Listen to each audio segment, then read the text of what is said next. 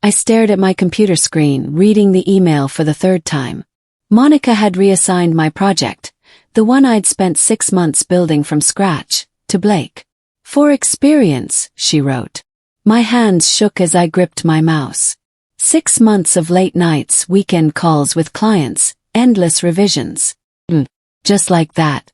Monica's next email popped up, asking me to brief Blake on the details. I moved my cursor to reply, then stopped. My finger hovered over the mouse. Something inside me shifted. Closed the email. I didn't respond. Not that day. Not ever. That single moment of silence became the first domino in a chain reaction that would bring Monica's entire world crashing down. But I didn't know that yet. All I knew was that I was done playing nice. I stared at my reflection in the black screen after my monitor went to sleep. Who was I becoming? I wasn't sure. But I knew one thing. I wasn't going to be Monica's doormat anymore. 3 months earlier everything seemed fine. I remembered the day Monica first pitched the Silver Point project to our team. She'd looked directly at me when she said, "I need someone hungry, someone who can own this from start to finish." I'd practically jumped out of my seat. This was my chance to prove myself. I dove in headfirst, researching competitors, drafting proposals, reaching out to potential clients. I stayed until 9 most nights, surviving on vending machine coffee and determination. My boyfriend, Trevor, complained I never had time anymore. My mom stopped calling because I never picked up. But I didn't care. This project was going to change everything. Monica seemed pleased at first. She'd stop by my desk, asking for updates, nodding approvingly. I remember feeling proud when she forwarded my proposal to the executive team without changing a single word. The client Silver Point Industries loved my pitch. They specifically asked for me in meetings. I thought I was finally being seen. I was so naive. I should have noticed the shift. The way Monica started seeing herself on my client emails. How she began taking credit in team meetings for ideas I'd presented to her privately. But I was too focused on the work to see the trap closing around me. The morning of the big team meeting I felt confident. I'd prepared a presentation showcasing our progress with Silver Point. 12 slides of pure excellence. Monica had asked to review it the night before and called it phenomenal. I walked into the conference room expecting praise. Instead I got humiliation. Monica stood at the front, presenting my slides to the team. But she wasn't mentioning my name. She talked about our strategy and the team's vision. When she got to the breakthrough idea that had sealed the Silver Point deal. My idea, she paused dramatically and smiled at Blake. "This is exactly the kind of innovative thinking we need more of," she said, looking right at him. Blake, who'd done nothing on this project. Blake, who joined our team 2 months ago. Blake, who was Monica's former intern from her previous company. The room felt like it was spinning. I glanced around. A few co-workers looked uncomfortable. Most stared at their laptops. Lucas, the senior analyst, caught my eye and frowned. After the meeting, Monica touched my shoulder. "Great work supporting the team, Emily," she whispered. "That's what makes you valuable." I wanted to scream. Instead, I nodded and walked back to my desk, my face burning with shame. Monica's email about reassigning the project arrived 2 days after that meeting. I didn't respond. Not because I had a plan, I didn't. I just couldn't bring myself to type words that would help her erase me. Hours passed. Monica sent another email. "Emily, need your response on this. Blake needs to get up to speed ASAP." I stared at it. Then I opened a new document and started writing. Everything. Every client meeting I'd led, every email where I'd solved a problem, every idea that came from my brain. I organized it chronologically, backing up emails, saving chat logs. I didn't know what I'd do with this evidence. I just knew I needed it. My phone buzzed. Trevor texting. "Dinner tonight?" I canceled on him 3 times this week. I texted back a quick yes, then returned to my documentation. Something had awakened in me. I wasn't sad anymore. I was calculating. By 5 o'clock, I had a folder with 47 pieces of evidence. Emails, client feedback, meeting notes, Screenshots of chat conversations where Monica had praised my work privately while ignoring me publicly. I saved everything to 3 different locations. Then I went to dinner with Trevor and pretended everything was fine. But inside I was already planning. Lucas appeared at my desk the next morning carrying 2 coffees. "You look like you need this," he said, setting one down. I glanced up, surprised. Lucas was respected. 10 years with the company, connections everywhere, known for his integrity. "Thanks," I said carefully. He pulled up a chair. "I've been here a long time, Emily. I see things." He didn't elaborate, but his meaning was clear. He knew what Monica was doing. We talked for 20 minutes. Lucas didn't offer to fix anything. He didn't promise to speak up. But he listened. And when he left, he said something that stuck with me. "People who play games eventually lose. Just make sure you're not playing the same game." I thought about that all day. Monica wasn't just taking credit. She was systematically erasing my contributions. If I confronted her directly, I'd look emotional, petty.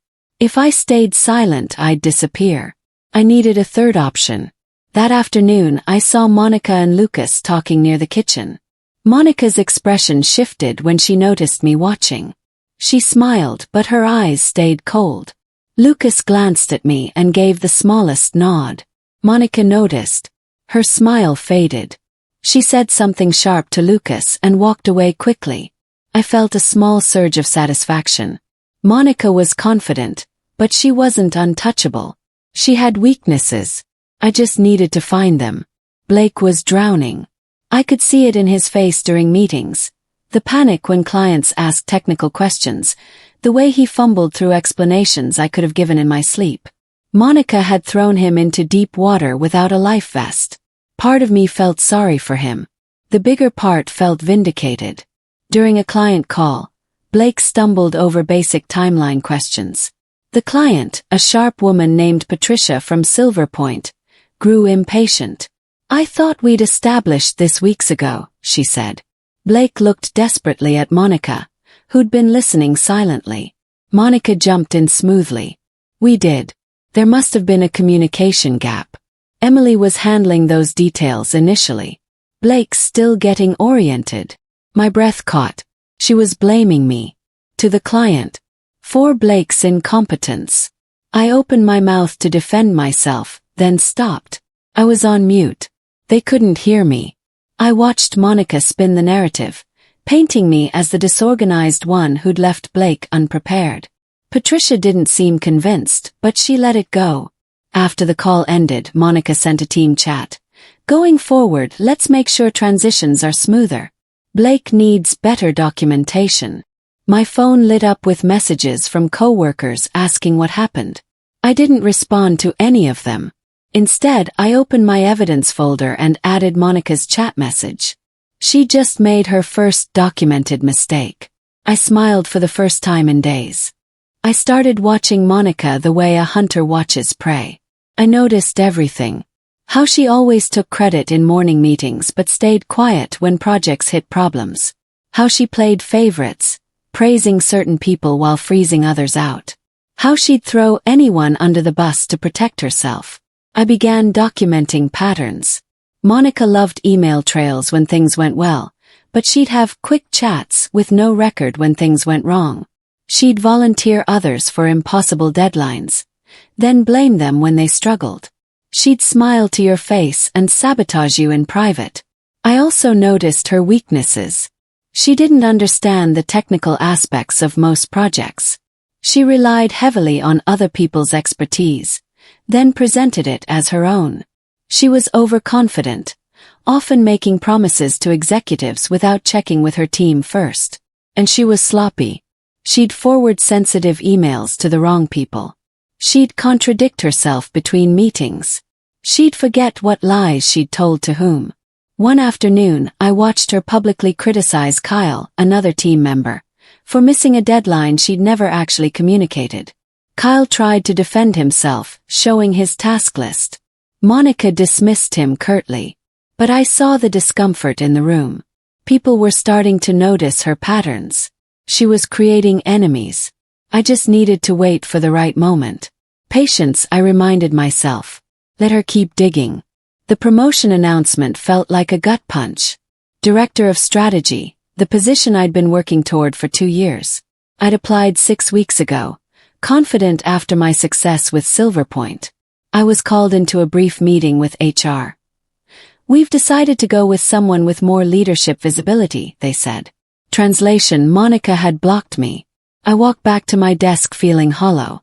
I'd worked so hard. I'd sacrificed everything. And for what? To be invisible. That night I couldn't sleep. Trevor tried to comfort me, but I barely heard him. I kept replaying every moment, every sacrifice. Was I wasting my life here? Should I just quit? The next morning I came in early, determined to update my resume and start job hunting. Then I overheard something. Monica was on a call in the conference room with the door slightly open. She was talking to Patricia from Silverpoint. And she was making promises about deliverables I knew we couldn't meet. Big promises. Expensive promises. Promises that would require technical capabilities our team didn't have. I stood frozen in the hallway listening. Patricia pushed back, concerned about timelines. Monica brushed off her concerns with vague assurances and corporate buzzwords. I recognized the tone. Monica had no idea what she was committing to. She was going to crash and burn. And she'd blame her team. My decision crystallized in that moment. I wasn't leaving. I was staying to watch her fall. Patricia's concern email arrived 2 days later. Not to Monica, to me. Emily, I wanted to follow up on some technical questions from our last call. Given your expertise with the initial setup, I thought you might have insights. My heart raced. Monica had cut me out of client communications, but Patricia remembered me. She trusted me. I could have ignored it, forwarded it to Monica, let the disaster unfold. Instead, I responded carefully, professionally. I answered Patricia's questions thoroughly, providing the technical clarity Monica couldn't. I CC'd Monica, keeping everything transparent and proper. Patricia's response came within an hour. This is exactly what I needed. Thank you, Emily. Your expertise is invaluable. Monica's reply came 30 minutes later, a terse, thanks for jumping in. But I could feel her anger through the screen. That afternoon I ran into Lucas in the parking garage. Heard Patricia reached out to you directly, he said. News traveled fast. He nodded. Just helping where I could. Lucas smiled slightly. Keep doing that. People notice competence. Especially when it's next to incompetence. Over the next week, I quietly fixed 3 more issues Monica had created. Each time I documented everything, kept communication professional, and made sure the right people saw my work. I wasn't showboating. I was just doing my job exceptionally well. And Monica hated it. I could see her watching me during meetings, trying to figure out my angle. She didn't understand yet. I wasn't playing her game anymore. I was playing a different one entirely. Blake was unraveling. The project he'd been given was beyond his skill level, and Monica's micromanaging was making it worse. She'd hover over his shoulder, correcting tiny details while missing major problems. He looked exhausted in every meeting. I almost felt bad for him. Almost. Then he made a critical error. He sent sensitive client pricing information to the wrong email address, a competitor's email that was 1 letter off from our clients. He realized it immediately, panic-stricken, and came running to Monica. I watched from my desk as they had a frantic, whispered conversation. Monica's face went pale. This was a massive compliance violation. Could cost the company the contract. Maybe even legal trouble. Monica made a decision. She called an emergency team meeting and carefully, subtly, tried to spin the narrative to make it seem like the email database I'd set up was flawed. We need better systems to prevent these kinds of mistakes, she said, looking pointedly at me. My co-workers shifted uncomfortably. This was too obvious, too desperate. Lucas spoke up. The database Emily created has fail-safes built in. This was a manual override. Monica's jaw tightened. Well, clearly something needs to be improved. I stayed quiet, taking notes. But later, I sent a carefully worded email to compliance, explaining the situation objectively with screenshots showing the database warnings Blake had ignored.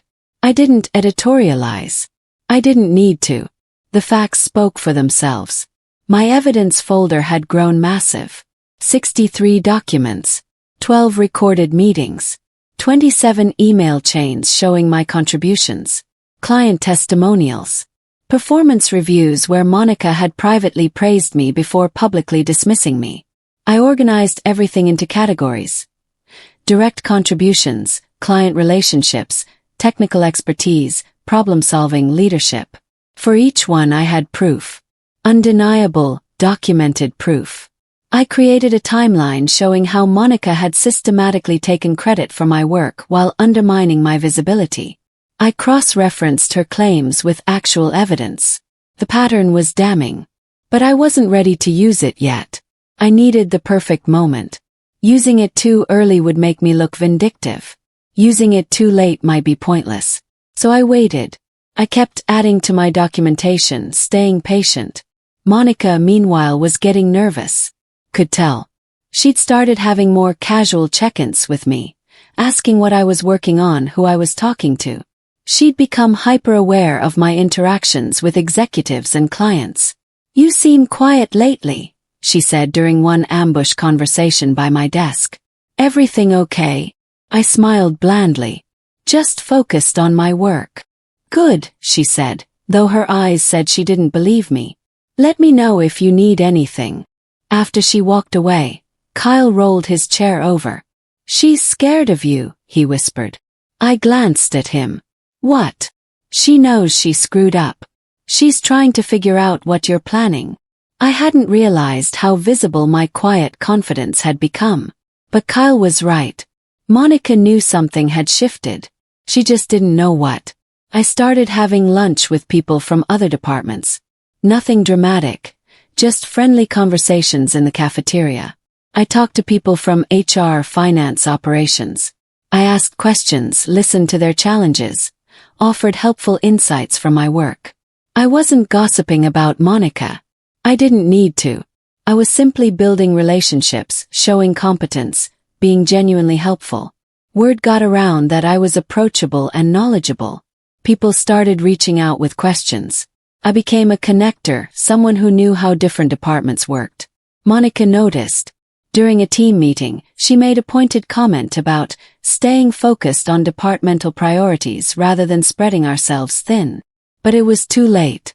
I'd already established myself as a valued resource across the company. Then HR reached out. Bella, a senior HR partner, asked if I'd mentor a new analyst struggling with client communication. "Your name keeps coming up as someone who really understands relationship management," she said. I agreed immediately. The analyst, Jordan, was smart but anxious. I spent 3 lunch breaks coaching them through tricky client scenarios. Jordan blossomed under the guidance, later thanking me publicly in a team meeting. Monica's face was stone. That afternoon, she called me into a one-on-one meeting. I grabbed my notebook and walked into her office, my heart pounding but my face calm. This was it. The confrontation I'd been waiting for. Monica's office felt suffocating. She sat behind her desk, hands folded, wearing her fake friendly smile. "Emily, I wanted to check in," she started. "You've seemed distant lately." I waited, saying nothing. She continued, her tone shifting slightly. "I've noticed you've been spending a lot of time with other departments. And certain clients seem to be reaching out to you directly." There it was. The veiled threat. "I'm just trying to be helpful," I said evenly. "That's admirable," Monica replied, her smile not reaching her eyes. "But I need to make sure you understand chain of command. All client communication should flow through me. It's important for consistency." I nodded slowly. "Of course." Though Patricia specifically requested my input on the technical specifications. "Would you like me to decline her requests?" Monica's smile tightened. She couldn't say yes. That would look bad if Patricia complained. But she wanted to. "Just keep me informed," she said finally. "I'd hate for there to be any confusion about roles and responsibilities." especially with performance reviews coming up. The threat was clear. Step back or face consequences. I met her eyes steadily. I understand completely. But my tone carried something she couldn't quite identify. Confidence. Maybe even amusement. The meeting ended with Monica looking unsettled, though she tried to hide it. As I walked out, I felt powerful. She'd shown her hand. She was scared. And scared people make mistakes. Monica's mistake came during a client presentation. She'd scheduled a major video call with Silver Point's executive team to showcase our progress. She'd spent days preparing slides, mostly repurposing my original work with some new graphics. Blake was supposed to co-present, but he'd called in sick that morning, probably stress-induced. Monica was on her own. I joined the call silently, camera off, as required for all team members. Monica started strong, presenting the overview smoothly. Then Patricia's CEO asked a technical question about data integration. Monica froze. "That's a great question," she said, stalling. "Let me pull up those specifications." She fumbled through slides, clearly lost. The silence stretched painfully. I could see other executives shifting in their video boxes. Then Monica made her fatal error. Instead of admitting she didn't have the information handy, she made something up. She gave wrong numbers. Dangerously wrong numbers that would overpromise capabilities and underestimate costs. I watched frozen. Patricia's technical director frowned. "Those numbers don't match our earlier discussions." Monica doubled down, insisting her numbers were correct. The call ended awkwardly, with Patricia promising to review the details internally. Afterward, Monica sent a team message asking me to verify some figures. I didn't respond immediately. Instead, I pulled up my records. I had the correct numbers. I had the original agreements. Had everything. And now I had proof of Monica lying to clients. I sat back thinking carefully. This was my moment. But I had to play it perfectly. I spent the evening creating a comprehensive backup package. Every correct figure, every original agreement, every technical specification. I organized it into a clear, professional document that anyone could understand. The next morning I arrived early. The big client meeting was scheduled for 2 p.m. Monica's chance to salvage the situation. I knew she'd struggle without accurate data. I prepared 2 versions of my backup materials. One for Monica if she asked for help. One for executives if things went wrong. I wasn't hoping for her to fail. I was just ready for every possibility. At 10 a.m., Monica called an emergency team meeting. She looked stressed, foundation not quite covering the dark circles under her eyes. "We need to align on messaging for this afternoon," she said. Silver Point had some concerns about our numbers. Blake's absence complicated things. She paused, glancing at me. "Emily, I know you have historical data on this project. Can you send me everything?" This was a test. If I refused, I'd look obstructive. If I helped, I'd enable her. Chose a third option. "I can join the call," I said, "to provide technical support if needed. That way, if questions come up, we can address them in real time." Monica's eyes narrowed. She didn't want me on that call. But she couldn't say no without looking incompetent. "Fine," she said tightly. "But I'll lead." He nodded. "Of course." Lucas caught my eye across the table. He understood exactly what I'd done. I'd forced my way into the room where it all happened. The client meeting started at 2 p.m. sharp. Silver Point's entire leadership team was present. Patricia, the CEO, the technical director, the CFO. They meant business. Monica opened with an apology for any confusion from the previous call. She presented new slides, still largely my work I noticed, and tried to rebuild credibility. Then came the questions. Rapid fire, specific, technical. Monica struggled. She'd glance at her notes, give vague answers, try to redirect. The Silver Point team wasn't buying it. "Can we get specific numbers on the integration timeline?" the technical director asked. Monica hesitated. "The timeline is flexible based on Emily, Patricia interrupted, looking directly at my camera box. You set up the initial framework. What's realistic? Everyone turned their attention to me. Monica's face went rigid. This was it. My moment. I unmuted calmly. Based on our current infrastructure, full integration would take 12 weeks with proper resource allocation. We'd need 2 additional developers and clear milestone checkpoints. I can walk through the specifics if helpful. Relief flooded Patricia's face. Yes, please. For the next 20 minutes, I led the technical discussion. I answered every question clearly, backed up every claim with data, and provided realistic timelines. The Silver Point team engaged enthusiastically, asking follow-up questions, nodding along. Monica sat frozen, trying to smile but clearly humiliated. When the call ended, Patricia's final words hung in the air. Emily, this is the clarity we needed. Thank you for your expertise. The next morning I got an unexpected calendar invitation. Coffee with Xavier, the VP of Operations. My heart jumped. Xavier was 3 levels above Monica, influential, and known for making swift decisions about personnel. I accepted immediately. We met at a cafe near the office. Xavier was direct. I've been hearing your name a lot lately, he said. Patricia from Silver Point specifically mentioned you. She's impressed. I stayed humble. The project has been a team effort. Xavier smiled slightly. Emily, I've been doing this long enough to know when someone's being diplomatic. I also reviewed the project files. Your fingerprints are all over the good work. He paused. I'm curious why you're not in a leadership role yet. This was dangerous territory. I chose my words carefully. I believe in letting my work speak for itself. Smart, Xavier said. Though sometimes people need to actually hear the work speaking. He handed me his card. I'm putting together a task force for strategic initiatives. Like you on it. It would give you visibility with senior leadership. This was huge. A direct path around Monica. I accepted, thanking him professionally. As we stood to leave, Xavier added casually. I've also been reviewing some organizational efficiency. Monica's department has had some interesting patterns lately.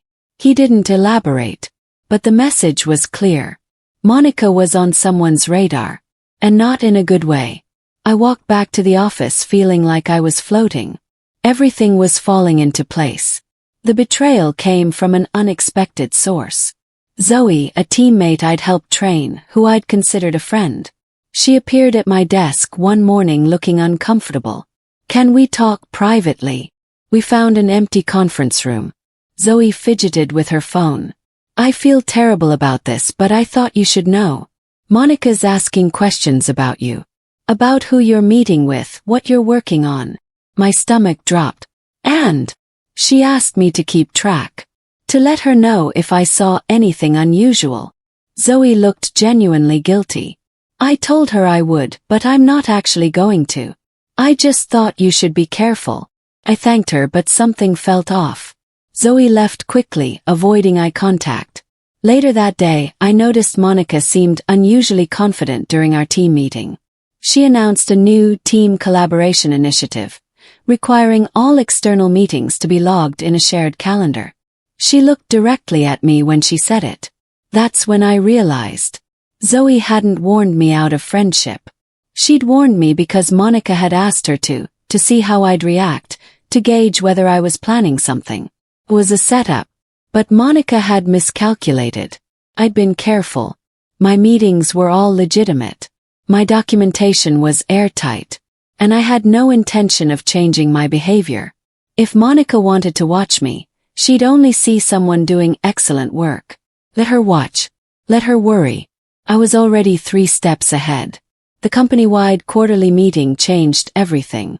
Xavier presented departmental achievements, highlighting successful projects and exceptional performers. When he got to our department, he pulled up the Silver Point case study. My work, my strategies, my results. This project exemplifies innovative client relationship management, Xavier said. Then he did something unexpected. He showed a detailed timeline of the project's development. Every major milestone had my name attached.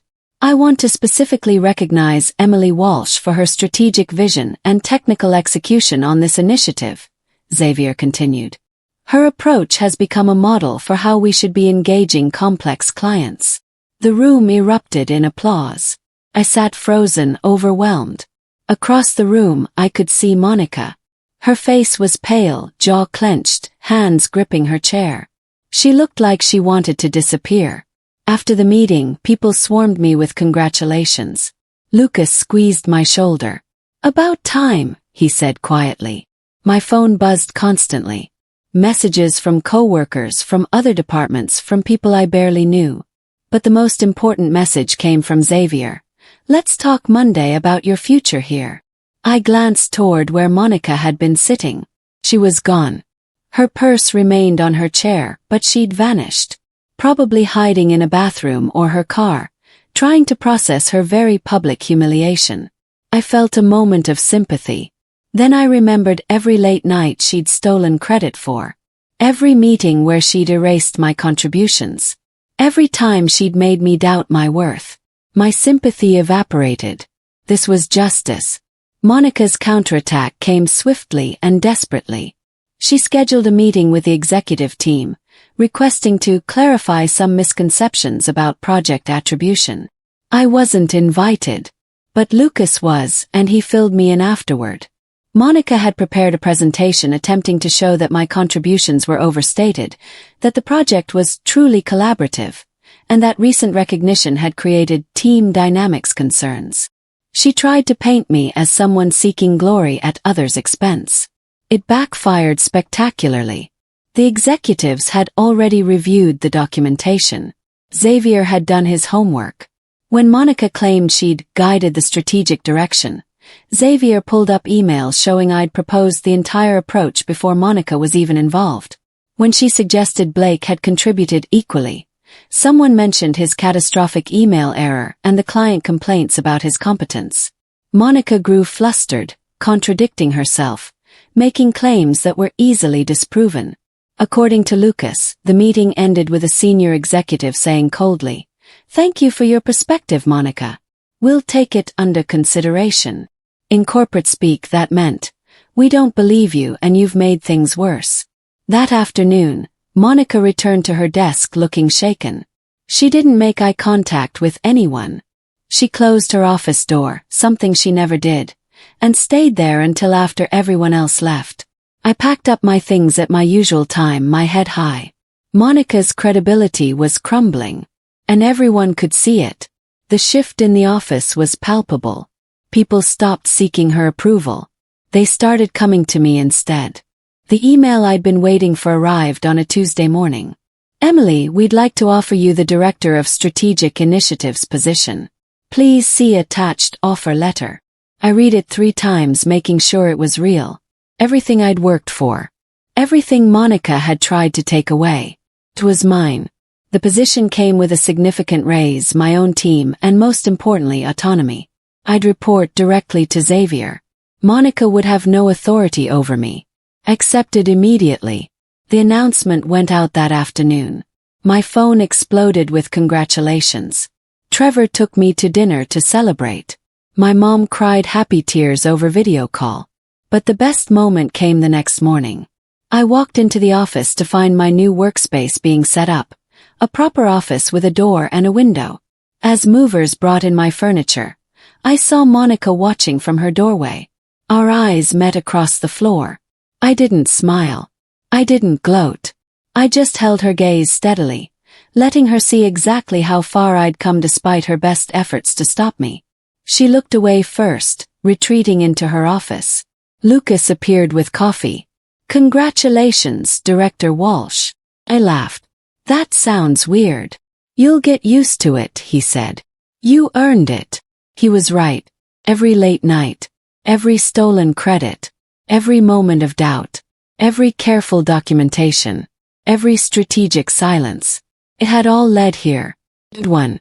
Not by playing Monica's game but by playing my own. Better. Monica requested a private meeting. I almost refused, but curiosity won. We met in a neutral conference room, just the 2 of us. She looked smaller somehow. Defeated. I wanted to congratulate you, she started, voice strained. Thank you, I said neutrally. She fidgeted with her pen. I also wanted to explain. When Blake came on board, the executive suggested I give him high-visibility work. I thought reassigning the Silver Point project. You thought it would boost his profile, I finished. Without considering what it would do to mine. Monica flinched. I made a mistake. You made many mistakes, I said quietly. You took credit for my work. You undermined me publicly. You tried to sabotage my relationships with clients and colleagues. You threatened my career. Kept my voice level, factual. Those weren't mistakes. Those were choices. I was under pressure, Monica said weakly. We're all under pressure, I replied. That doesn't justify hurting people who work for you. The silence stretched. Monica looked like she wanted to say more, to defend herself, to make excuses. But what could she say? The evidence was clear. Her actions spoke for themselves. I hope you'll be professional as we move forward, she finally said. Understood. I've always been professional, Monica. That was never the question. As I walked out, I felt lighter. I didn't need her apology. I didn't need her understanding. I'd already won. The confrontation I'd imagined 1,000 times ended up being anticlimactic. Because by the time it happened, it didn't matter anymore. The power had already shifted. I had nothing left to prove. Monica's decline accelerated. Small mistakes became bigger ones. Missed deadlines. Client complaints. Team members requesting transfers. The executives who'd once tolerated her poor management were now watching critically. Every error confirmed what they already suspected. 2 weeks after my promotion, Monica missed a crucial deadline on a major proposal. The client was furious, threatening to pull their contract. Xavier called an emergency meeting. Monica tried to explain, but her excuses sounded hollow. The pattern was undeniable. Xavier made a decision. Monica would be transitioning to a strategic advisory role, corporate speak for being pushed aside. She'd keep her title temporarily but lose her team and responsibilities. It was professional humiliation disguised as reassignment. I heard the news through the office grapevine before the official announcement.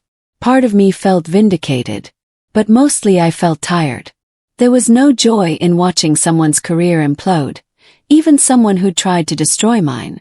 Monica cleaned out her desk on a Friday afternoon.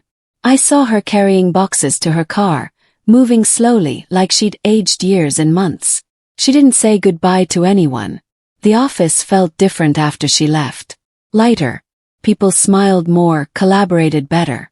Without her toxic influence, the team flourished. Blake, freed from impossible expectations, actually started doing decent work under proper mentorship. The Silver Point project, now under my direction, exceeded all targets. Patricia sent a bottle of champagne with a note. To the person who should have been leading this from the start. I shared it with my new team, toasting not to Monica's downfall, but to new beginnings. My first month as director proved everything I'd always known about myself. I was good at this. Leading came naturally, not through intimidation or credit stealing, but through genuine support and clear communication. I built a team culture where people felt valued, where credit was given generously and accurately, where mistakes were learning opportunities, not ammunition for blame. The projects flourished. We landed 3 new major clients in my first quarter, each specifically requesting to work with our team because of our reputation for transparency and expertise. My calendar filled with meetings with senior executives, strategy sessions, industry conferences. Everything I dreamed of during those late nights working on Silver Point. Trevor noticed the change in me. You seem happy, he said one evening. Not just successful. Actually happy. He was right. I wasn't proving anything anymore. I was just doing work I loved with people I respected. Lucas got promoted to senior director, becoming my peer. We had lunch regularly, laughing about office politics we no longer had to play. You know what's funny, he said one day. Monica spent so much energy trying to diminish you that she never noticed how she was diminishing herself. Thought about that. Monica had been so focused on taking credit that she'd never actually developed real skills. When tested, she had nothing of her own to offer. I'd learned something valuable. Sustainable success comes from competence, not manipulation. Real power comes from being genuinely good at what you do. Everything else is just theater. 6 months after my promotion, I walked into the office early on a Monday morning. The sun was just rising, casting golden light across my workspace. I made coffee in my office, my own office with that window I dreamed about, and opened my laptop. My calendar showed back-to-back meetings, client strategy sessions, team check-ins, a lunch with a potential recruit. Busy but fulfilling. My phone buzzed. An unknown number.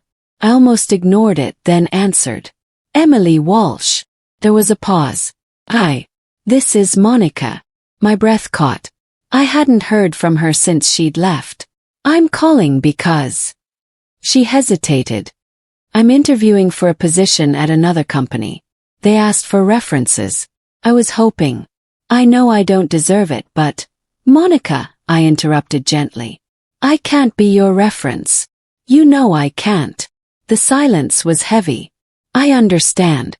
I wanted to say I'm sorry. For everything. You deserved better. The line went dead.